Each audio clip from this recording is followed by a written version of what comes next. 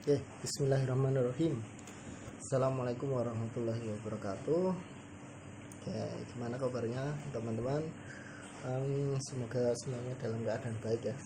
Nah, sesuai janji saya, mungkin juga udah agak lama ya saya menjanjikan tentang sharing vibrasi positif ya.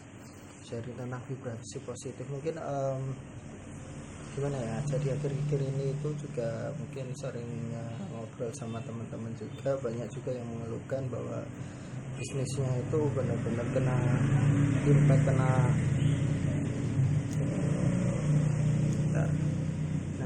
banyak yang mengeluhkan kalau bisnisnya kena impact dari efek corona, dari wabah ini benar-benar membuat bisnisnya itu ngedrop banget. Bahkan ada yang sampai harus tutup, harus ganti unit usaha dan lain-lain gitu ya. Harus kita akui dan memang harus kita jujur bahwa memang kenyataannya seperti ini gitu. Memang kenyataannya seperti ini,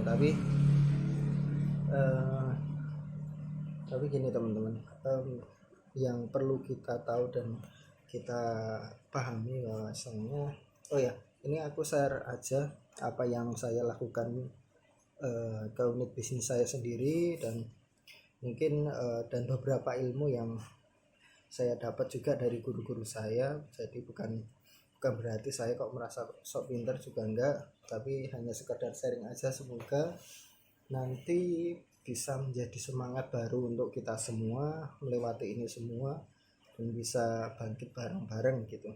Nah, gini teman-teman, bahwasanya yang namanya wabah itu bakal selalu ada gitu. Wabah itu akan terus berulang terus. Mungkin ke depan bakal ada wabah lagi, tapi nggak tahu kita wabahnya apa, karena berdasarkan sejarah pun juga sama. Wabah itu pasti ke depan mungkin bakal ada lagi gitu ya. Dan yang terjadi adalah seperti ini ya. Ketika datangnya wabah itu semua lini mayoritas bakal banyak yang tumbang, banyak yang kalah ya. Banyak yang tumbang, banyak yang kalah, banyak bisnis-bisnis berguguran ya. Tapi satu hal yang perlu kita ingat adalah ya, di antara yang mayoritas kalah, yang mayoritas gugur, pasti ada pemenang ya. Pasti ada pemenang. Tidak semuanya kalah, tidak semuanya itu bisnisnya hancur, tidak, tapi pasti ada yang menang ya. Pasti ada pemenangnya. Nah, pemenangnya itu siapa? Itu yang menentukan adalah diri kita sendiri. Kita mau jadi pemenang atau emang ya udah kita ikut mayoritas yang kalah aja, aku tak kayak gini, berdiam diri gitu. Nah, ya nah mungkin diawali dari ini aja. Ini tentang mindset ya, tentang mindset dulu. Mindset kita untuk menghadapi hal kayak gini tuh harus gimana sih, kalau kita sebagai seorang pengusaha atau kita yang udah punya bisnis atau mulai bangun bisnis itu harus seperti apa gitu ya. Jadi ada sedikit cerita ini, kisah dari si Sundar Pichai. Mungkin teman-teman tahu Sundar Pichai siapa ya. Dia adalah CEO-nya Google. Dia pernah cerita pada suatu hari itu Sundar Pichai dia datang ke sebuah restoran ya. Sebuah kafe. Di situ dia makan di situ. Sambil menunggu dia makan, tiba-tiba dia mendengar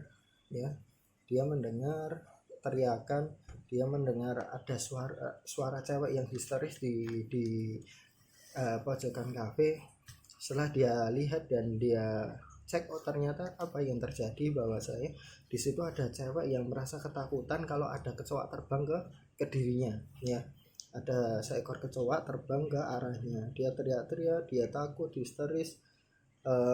Akhirnya gara-gara dia histeris, dia teriak-teriak, membuat suasana di kafe itu akhirnya nggak kondusif ya. Akhirnya nggak kondusif, semuanya pada bingung, pada berdiri, pada panik ya. Pada panik. Yang sebelumnya kafe yang tenang, semuanya pada fokus ngobrol, menjadi suasananya nggak terkendali. Sampai akhirnya ada seorang karyawan putri ya, karyawan wanita, dia mendatangi sang wanita tersebut yang dia teriak, dia histeris. Dia datang, Lalu yang diragukan karyawan adalah menangkap kecoa yang ada di uh, di mbaknya yang cewek tadi yang teriak-teriak histeris. Setelah dia tangkap, lalu dia keluar ke kafe dan kecoa itu dibuang gitu.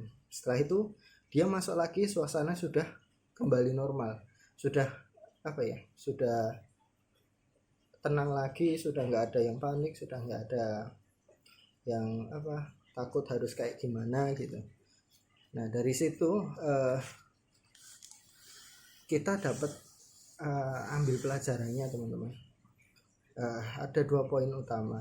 Yang pertama, ini intinya masalah ya, kalau kita lihat dari kasus tersebut, masalah akan tetap menjadi masalah kok gitu. Di situ masalahnya apa sih? Ada kecoa gitu. Masalah akan tetap menjadi masalah gitu.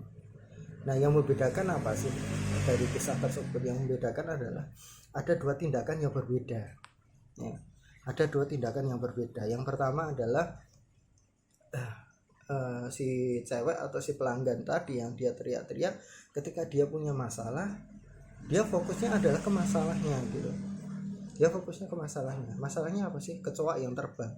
Dia takut, dia teriak-teriak, dia panik, yang akhirnya membuat orang atau suasana di situ menjadi kacau gitu ya, karena dia fokusnya ke masalah. Berbeda hal dengan si pelayan ya, si karyawan. Dia datang, dia hampiri masalah itu, oh masalahnya ini, dia pikirkan solusinya hanya sebenarnya sederhana, ambil kecoanya, lempar keluar, dan itu udah selesai gitu, karena dia fokusnya ke solusi. Sama halnya dari situ kita dapat mengambil kesimpulan adalah ya sama seperti wabah saat ini teman-teman ya, efek corona saat ini, masalah akan tetap menjadi sebuah masalah ya. Masalah akan tetap menjadi sebuah masalah. Yang membedakan apa sih? Tindakan kita kok. Tindakan kita gimana? Kita mau fokus ke solusi atau mau fokus ke masalahnya? Kalau kita fokusnya ke corona nggak bakal selesai gitu ya. Tapi kalau kita fokusnya adalah ke solusi, akan menjadi sebuah hal yang berbeda gitu. Akan menjadi sebuah hal yang berbeda ya. Nah itu yang perlu kita harusnya fokus kita ke depan. Kalau memang kita mau fokus ke bisnis kita, solusinya yang kita harus pikirkan tiap hari. Kurangi konsumsi berita-berita tentang COVID, tentang corona. Mulai belajar lagi, mulai upgrade lagi. Ya seperti yang saya jelaskan di awal, bahwasanya ya wabah ini akan terus terjadi dan terulang terus. Tapi di antara yang mayoritas gugur, mayoritas kalah, pasti ada pemenang gitu. Saya selalu menyampaikan ke tim bahwasanya saya memberikan 2 pilihan ke mereka. Teman-teman mau jadi kabar baik atau kabar buruk gitu. Kabar baiknya apa? Kalau kita mau menjadi kabar baik, ayo kita bangkit, kita benar-benar siap lari lebih kencang lagi. Benar-benar kalau diibaratkan adalah saat ini itu ketika mungkin kompetitor kita lagi slow down, mereka wait and see, mereka nunggu aku harus ngapain ya, aku harus kayak gimana ya, mereka masih nge-pause mungkin, aku mau lihat-lihat dulu, nge-hold dulu. Nah itu sebenarnya kesempatan kita gitu loh, kesempatan kita sekarang untuk kita ngegas karena nggak ada kompetitor gitu. Ibarat kita main bola ya, musuh itu sudah nggak ada back, sudah nggak ada kipernya, mereka masih bingung mau strateginya kayak gimana, kita tinggal masukin dan gol gitu ya. Sudut pandangnya harus kita rubah, mindset kita harus kita rubah, bahwasanya saat ini adalah kesempatan kita gitu, kesempatan kita untuk benar-benar bisa mendominasi, karena kompetitor atau musuh yang lain mereka posisinya sedang wait and see gitu. Nah itu sih ya, kembali lagi tadi tentang kabar ya. Ya jadi saya menawarkan ke teman-teman bahwa kita mau menjadi kabar baik atau kabar buruk gitu. Kalau kabar baik apa?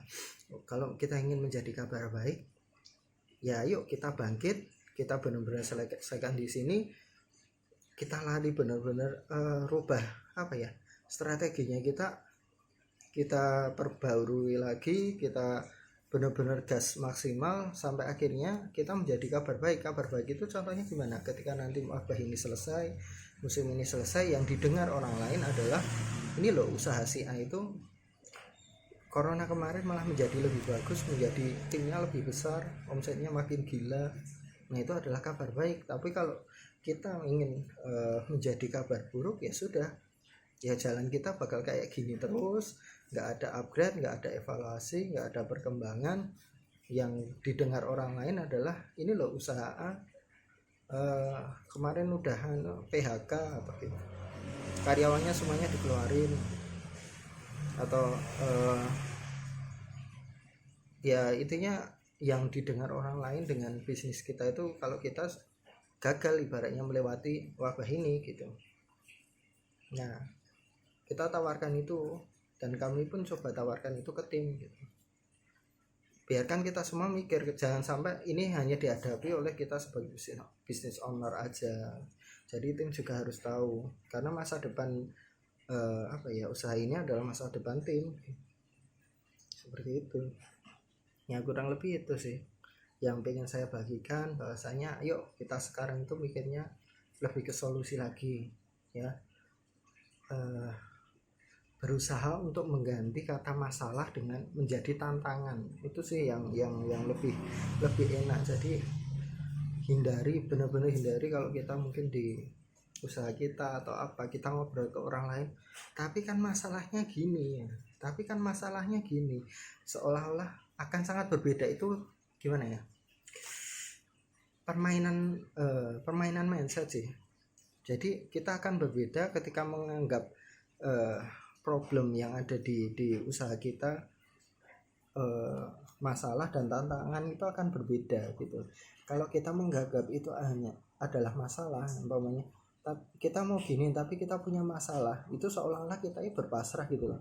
Secara mindset, secara otak itu kayak kita ya udah pasrah karena kita ada masalah. Tapi berbeda hal kalau mindset kita rubah menjadi wah, tapi kita punya tantangannya di sini loh gitu. Ketika kita mikirnya itu adalah sebuah tantangan, berarti ada otak kita itu ke-trigger untuk ya wes kita menyelesaikan gitu ya.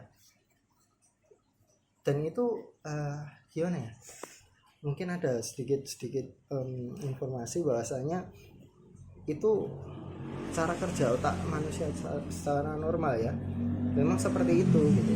Kadang kita itu harus memilih kata yang tepat untuk ngobrol ke diri kita sendiri ya, ngobrol kalau komunikasi pada diri kita sendiri lah. Jadi tak jarang pun kadang saya itu kadang sering ngobrol ke diri saya sendiri. Kadang ketika saya mungkin merasa malas, ngerasa apa gitu, kadang saya ngomong ke diri saya sendiri gitu, ya wes lagi nggak usah lebay, cuma gitu. Kadang gitu itu terus diucapin, nggak usah lebay lah, ayo nggak usah lebay ya, ngomong sendiri, bener-bener ngomong sendiri gitu. Buat apa sih? Buat nge-trigger otak kita. Kan otak manusia itu ada 3 bagian ya, ada otak reptil, ada otak mamalia, sama neokortex ya, kayak gitu. Yang bikin males kan otak mamalia kita ya kan, yang mikir logika itu neokortex gitu. Nah kalau otak reptil itu terkait dengan egoisme kita kayak gimana, nah kayak gitu. Nah itu kita harus mulai pahami hal-hal tersebut.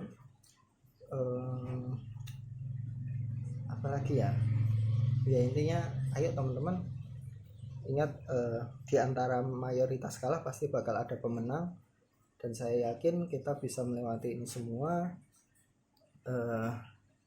Mulai dengan diri kita sendiri, ada mungkin sedikit culture yang harus kita bentuk pas saat kayak gini ya. Kurangi yang pertama, no blame ya. Stop untuk mulai menyalahkan segala sesuatu. Ketika kita ada kesalahan apapun itu yang ada di usaha kita, yang salah adalah saya. Jangan pernah kita menyalahkan orang lain, menyalahkan hal sesuatu gitu. Contoh kayak corona kayak gini, wah keadaan ekonomi semakin buruk, wah ini salahnya pemerintah, salahnya si A, si B, si C. Nah itu kita, kalau kita udah terbiasa ngeblame, nyalahin orang lain, nyalahin si A, si B, si C, ya kita bakal nyalahin terus karena kita nggak bakal mikir solusinya kayak gimana gitu ya. Terus yang kedua, no excuse ya. Kita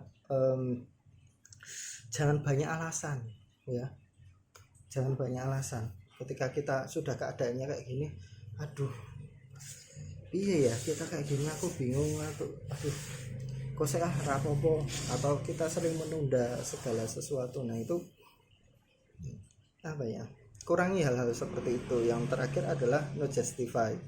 No justify itu kayak gimana, itu kayak mindset kita ketika contoh, ya wes lah nggak apa-apa bisnisku kayak gini, wong yang lain itu juga yang lain itu juga sama kok gitu.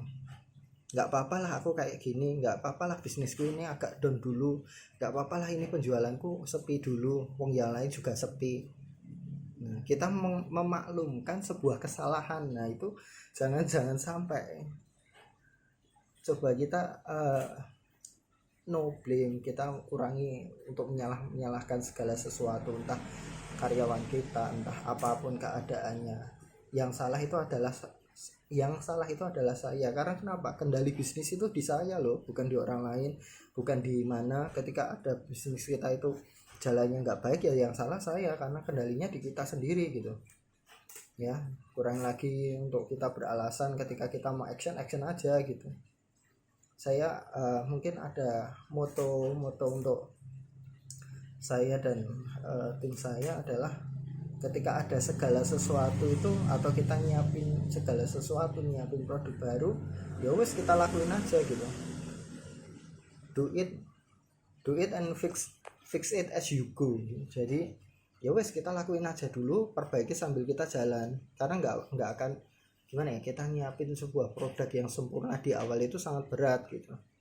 Justru produk yang sempurna itu seiring berjalannya waktu, ada evaluasi, ketika ada kritik dari pembeli atau kritik dari pelanggan kita, kok kurangnya kayak gini toh, kok kurangnya kayak gini. Nah itu untuk menyempurnakan, baru kita bisa sampai ke tahap sempurna itu kalau kita sudah punya banyak data kritikan, data saran. Nah itu yang bisa membuat produk kita sempurna gitu.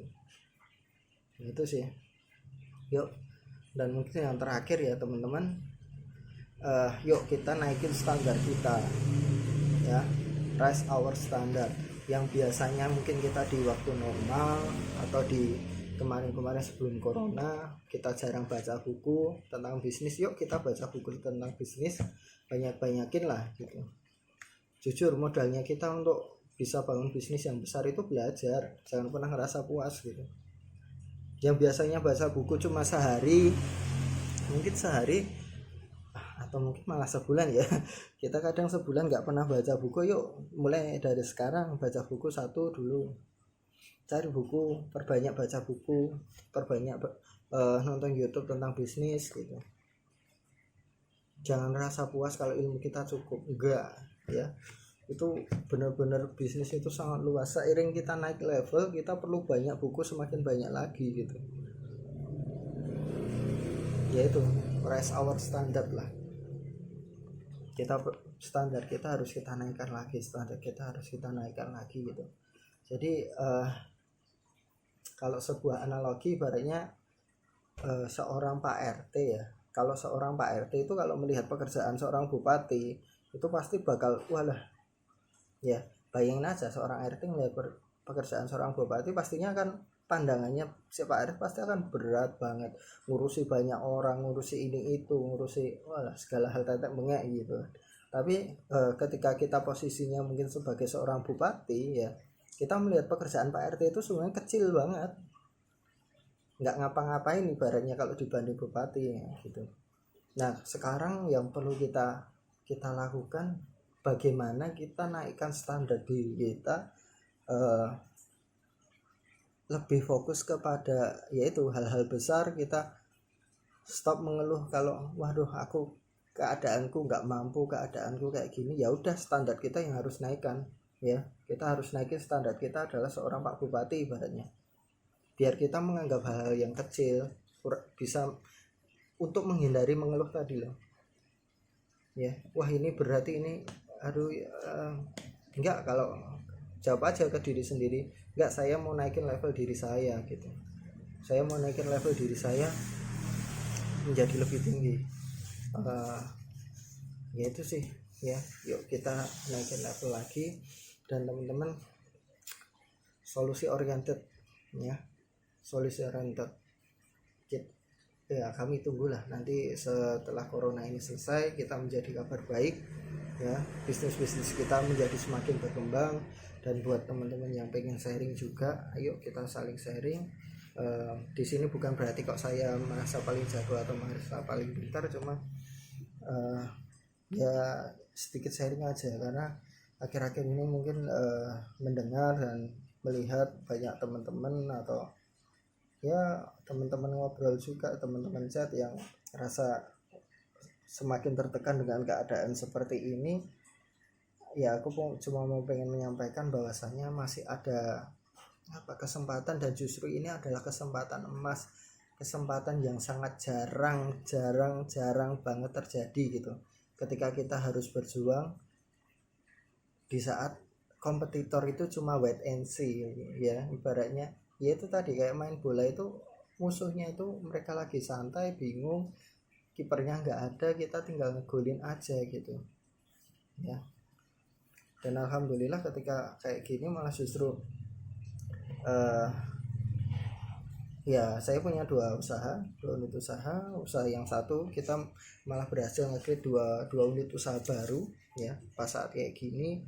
Terus yang usaha sendiri di rumah yang saya jalankan ke istri, kita bisa masuk ke niche baru ya, masuk ke lini usaha baru juga. Di situ kita bisa langsung akselerasi, bahkan bisa menemukan sebuah pasar dengan ROI 300% itu sungguh luar biasa di saat-saat kayak gini gitu. Baratnya pendapatannya seminggu itu bisa ngalahin pendapatan sebulannya all shop gitu. Nah kayak gitu loh, itu buah dari kita harus kita mikir fokusnya ke solusi. Kurangi lagi tentang konsumsi COVID, kurangi lagi tentang corona dan lain-lain, fokus ke solusi, perbanyak baca buku, upgrade standar kita, terus no blame, no excuse, no justify. Ayo kita action gila-gilaan lagi gitu ya. Mungkin itu aja sih teman-teman. Ini ya, masalah akan tetap menjadi masalah ya. Yang membedakan adalah tindakan kita mau kayak gimana. Kalau kita ya berpasar dengan masalah, ya wis, kita akan menjadi kabar buruk. Kalau kita benar-benar ingin bangkit, ya kita harus hadapi ini gitu. Oke, itu aja yang bisa saya bagikan. Dan insya Allah nanti kalau seumpama hal konten-konten kayak gini mungkin bagus dan teman-teman suka, insya Allah nanti pengen sih sharing-sharing seperti ini. Cuma ya nanti lihat dulu aja lah kedepannya kayak gimana. Oke, terima kasih ya, semoga bermanfaat apa yang saya bagikan ya. Ini hanya sekedar sharing, semoga bisa membawa vibrasi positif untuk teman-teman, ya bisa kita bangkit bareng-bareng lagi gitu. Oke, kita tunggu pokoknya setelah corona benar-benar kita bangkit lagi. Mulai saat ini siapkan buku ya,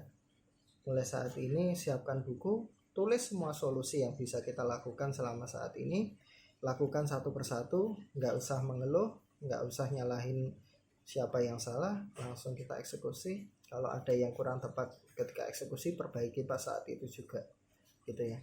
Mungkin itu saja dari saya, terima kasih. Kalau ada kurangnya mohon maaf. Assalamualaikum warahmatullahi wabarakatuh.